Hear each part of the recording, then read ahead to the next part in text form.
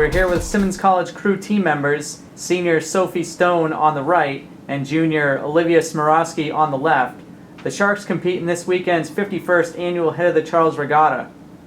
Obviously, the Head of the Charles is one of the most prestigious regattas in the world. You have to qualify to compete in the regatta, so it's not just about paying an entry fee. What does it mean to be able to compete in a race of this magnitude? It's a complete honor and a privilege to be able to compete in this race. It's competing against or alongside Olympic athletes as well as national individuals, and that's incredible. Additionally, it's on our own home body of water, which lends a huge advantage. Yeah, luckily last year we finished 15th, which means we were an automatic qualifier, so sometimes it's a little iffy if we'll get back in, but last year we were sure that we would get back in. Now, as you mentioned about, kind of being on your own home turf or home water, last weekend the team went through time trials at the head of the Kevin on the Charles River to prepare for this weekend's race. How much does it help that the Sharks also train on that body of water going into the head of the Charles and that you just did a time trial last weekend? Well, like I said, the home turf advantage is huge, but the time trials really give us an idea of where we stand and how to pace ourselves going into our race this weekend. Last weekend we finished with a time of 18:10, which is one of the fastest times in the past 6 years for our boat, and so we're really hoping to push that this weekend.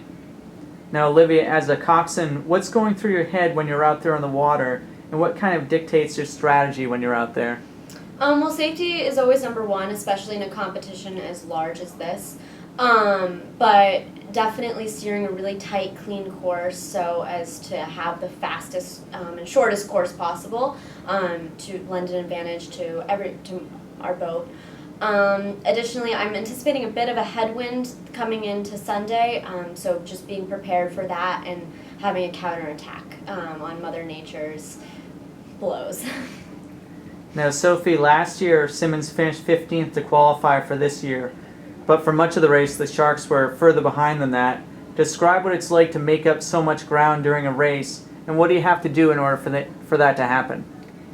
With the time trials, you don't know where you stand until you finish. So last year we were just trying to push as hard as we could, but whenever you're passing boats, that's a very good sign, and our coxswain Olivia steers some very tight corners, which shaves us seconds every bridge we take.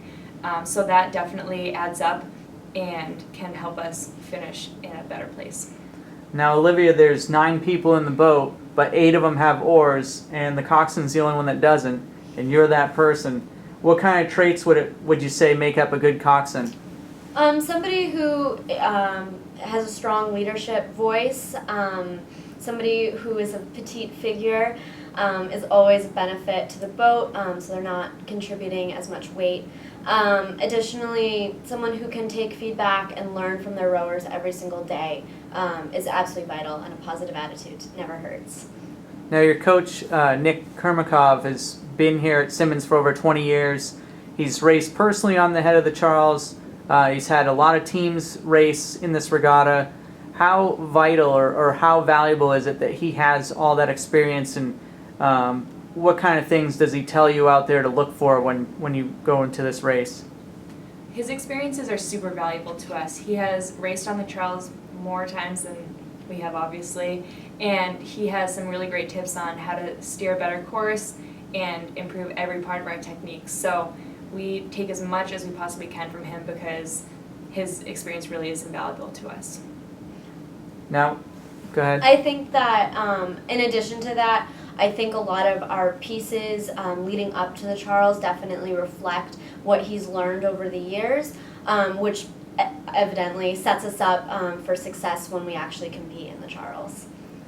Now, for this weekend on Sunday's race, what's the Varsity 8's mindset going into the race?